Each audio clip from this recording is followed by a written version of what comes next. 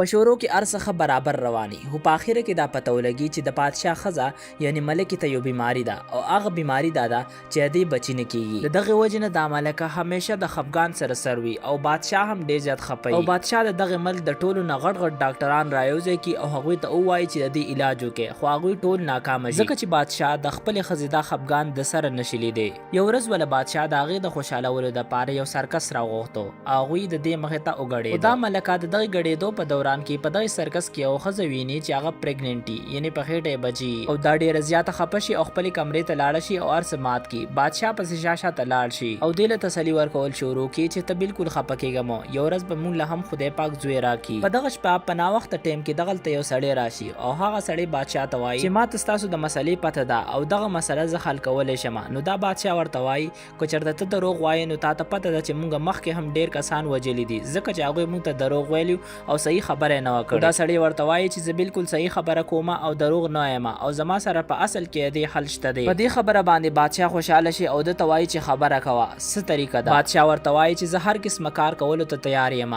بس موږ له صرف یو ځای پکار دی نو دغه سړی دغه بادشاه ته خبره شروع کی او وایي ورته چې تاسو به د سمندر یو بلا رانسئ او هغه بلا چې تاسو کله راونسئ د هغې نه به زړه لرکئ او هغه زړه به یو ناواده شوې جینۍ پوخ کي او کله چې پوخ کي نو دا ښځه به یې وخوري او کله چې ستا دا ښځه وخوري نو دې له به خدای پاک زوی ورکي او هغه به عام زوی نه ډېر ښکلی زوی به وله خدای پاک ورکي دغه بادشاه ډایرکټ دې خبرې ته تیار شو او په سبا له باندې سمندر ته ووتو او کوشش شروع کو چې دغه بلا را ونسي کله چې دې سمندر ته کوز شو نو دالته یو سمندري بلا ولیده خو هغه اوده وه دې ډایرکټ پسې لاړو او د پاسې نه پې غزار وکړو چې د هغې د وجې نه هغې ټوپونه شروع کړو او مړه شوه د سمندري بلا د غزار نه وروسته دا بادشاه ډېر زیات خراب شي خو بیا هم کوشش وکړي او د هغه سمندري بلا نه هغه زړه را وباسي او خپل کور ته یوسي او بیا دې هلته مړ شي بیا د دې بادشاه په دې محل کې یو نوکر او هغه نوکر له دا زړه ورکړي او هغې ته ووایي چې دا پوخ کا ځکه چې هغې نوکر لا واده نه یې کړی دا چې کله پخې نو په دې باندې هم هغه اثرات راشي او ښکاري داسې چې د دې به هم بچی کیږي کله چې دا زړه پوخ شي نو دوی هغې ملکې له اوسي او هغه ملکه دغه ټول زړه وخوري د دې خبرې نه نهه میاشتې وروسته د دې دواړو یعنې د ملکې او د هغې نوکرې بچي وشي او دواړه ښکلي ښکلي هلکان یي دغې ملکې خپل زوی له الایس نوم کېښودو او د نوکرې زوی له یې جونا نوم کېښودو دغسې دا وخت تېرېږي او تقریبا 14 کاله تېر شي او د دې دواړو نه ښکلي ښکلي ځوانان جوړ شوي او دواړه بالکل یو شان دي دغه ملکه هم ډیر زیات ښکلي ژوند تیري او ډیره زیاته خوشحاله او دا دواړه ډیر زیات ملګري خو دغه ملکه په یو خبره باندې ډیره زیاته خپي او هغه دا چې دا دواړه یو ځای ګرځي او دا غواړي چې الایس خو یو حکمران سړی دی او جونا خو صرف یو غلام دی نو دغه د وجې نه دغه ملکه دغه الایس ته بار بار وایي چې ته د جونا سره مه ګرځه ځکه چې جونا یو غلام دی خو دغه الایس دا خبره د سره اډو مني نه او همیشه د هغه سره یو ځای ګرځي او چکر لذي د دوی باره کې یو عجیبه خبره ده چې دواړو په اوبو کې سانه بنديږي دا ټول خبره ملکه نشي برداشت کولی او هغه غلام راوغواړي او هغه ته وایي چې خپل ځای به دې پوه کې او هغه ته به ووایي چې زما د زوی سره یعنی د الایس سره نه ګرځي او ځان دې جدا ګرځي او د دې ټولو خبرو نه باوجود د الایس او د جونا د یو بل سره ډیره زیاته مینه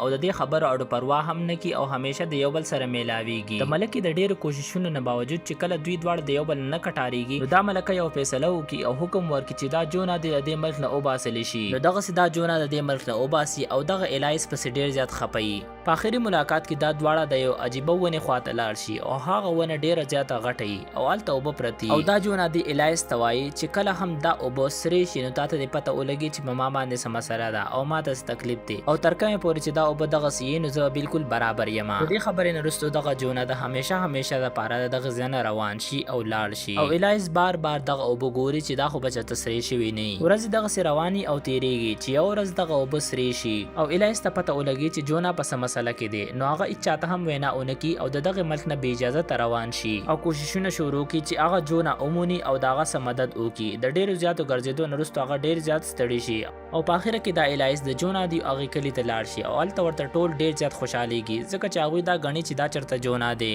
نو دوی ورته پخپله ووایي چې زه جونا بالکل نه یم او جونا کم ځای دی نو دوی ورته وایي چې جونا 15 ورځې مخکې دې کور نه تللی دی او د پته یې نه لګي دې پسې ډایرکټ روان شي او په دغه ځای کې په ګرځېدو باندې شروع کړي دلته ملکه هم په خپل زوی الایس پسې ګرځي د ډېرې ستړي نه وروسته دغه ملکه هغه سړی راوغواړي او هغه ته وایي چې ما له زما زوی په کار دی چې کم ځای هم یې نو ته یې را پیدا کا دغه سړی ورته وایي چې تا ته به بالکل میلاو شي خو ته به یو قیمتي څیز بیلې نو دا ملکه ورته وایي چې زه هر څه ته تیار یم بس صرف ما ته زما زوی میلاو شي بل طرف ته د جونا په یو غار کې پروتي او ډیر زیات زخمی د پاسه نه په یو بلا راټوب کی او غواړي چې دی اخري کله چې دی چغوي نو هغه چغه الایس واوري او الایس ډایرکټ په د پاسه دغه غار ته لاړ شي او دواړه د یو بل سره میلاو شي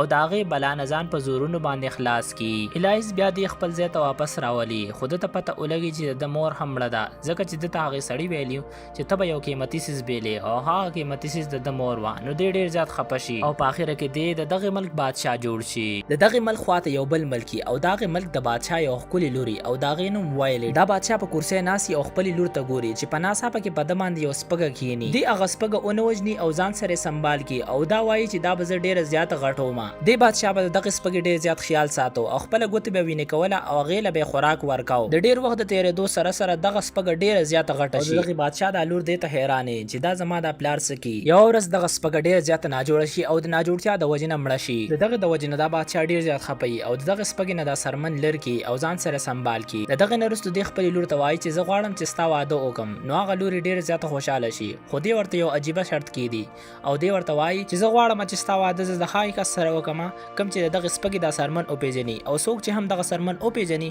هغه سره به ستا واده کوم نو دا په دې خبر دومره خوشاله نشي په سبا ډیر شي ځوانان راغلي او ټول دغه سرمن خواته زی خو یو کس هم نه پیجنی او د ټولو جوابونه غلطي بل طرف ته د بادشاه د لور سره هم غمي چې زما واده به د چا سره کیږي ټیم بعد دا بچکل سړی راشي او د بادشاه د لور سره غم پیدا شي او دغه سړی د بادشاه ته وایي چې دغه سرمن ز پیجندل غواړم نو دغه سرمن خواته لاړ شي او هغه بین کول شروع کی او په اخر کې بادشاه ته وایي چې دا سپګي سرمن ده نو د بادشاه د لور سره غم پیدا شي او ډیر زیات ویریږي او په جړه باندې غزنه او تختی د بادشاه سره هم غمي او دغه لوري خودکشي کول غواړي خو بادشاه ورته وایي چې خودکشي مکوا او منی کی او لک ساترستو دغه بادشاه سړی د بادشاه د لور ځان سره غرونو ته بوزي او په یو غار کې کینی چې الته دا په ورځ جاړي او ډیر زیات خپي او د څورځي بعد د بادشاه د لور یو بل خزوینی او هغه خزه توای چې زما مدد وکا زه غواړم چې زه د دې ځای نه او تختما نو هغه خزه ورته وایي چې زه بالکل ستا مدد کوم او ته بالکل بیغمه شه او دا خزه پس خپل رور بوزي او دا غرور په ذریعہ باندې دا غزنه دارا او باسي خدا بلا پس شاشه ته پدې پړې رواني دی پس پړې اوشلي او هغه بلا کته ورتا وشي او دی ډیر زیات خوشاليږي او خپل کور طرف ته روان شي ورځي بعد دغه بچکل سړی پدې خلکو پس راشي او ټول دغه تمړ کی او په اخر کې دغه بادشاه پدې لور پس هم منډه اوخي او راوي نسی او ځان سره واپس بوزي دغه بادشاه دی لور سره یو خنجر او دا خنجر په ذریعہ کله چې دغه بچکل سړی خیال نه هغه اوجني او ځان نه واپس خپل ځای ته راشي او دا غ سړی غسر هم ځان سره راوړي خپل پلار ته اوخای او خپل پلار ته وایي چې تاسو دې سړی لور کړې ما او زما واده ته د دې بچکل سړی سره کړې دي بادشاه هم ډیر زیات خپي او د دینه معافي غوښتل شروع کی او د تاج ور پسر کی او د یو خولي سړی سره ول بیا واده وکي او بیا دا ډیر زیات خوشاله وي کو چرستا تاسو دا ویډیو خوښ شوی نو چینل د سره ضرور سبسکرایب کړئ او په کمنټ کې خامخا وایي چې په دې کې تاسو کومه یو سټوري خوښ شوه او ویډیو سره لایک او شیر ضرور کړئ ډیره مهرباني